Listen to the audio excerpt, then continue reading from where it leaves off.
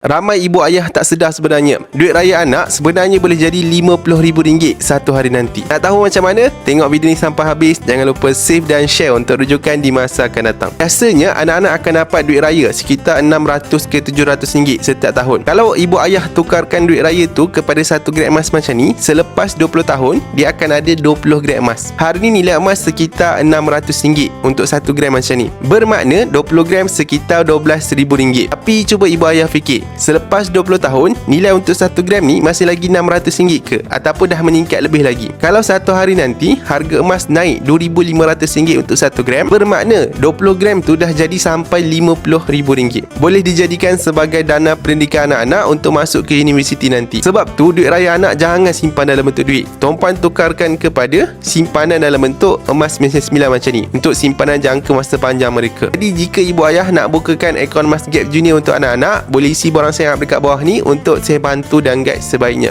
Teruskan follow saya untuk lebih banyak ilmu emas dan kewangan. Semoga bermanfaat.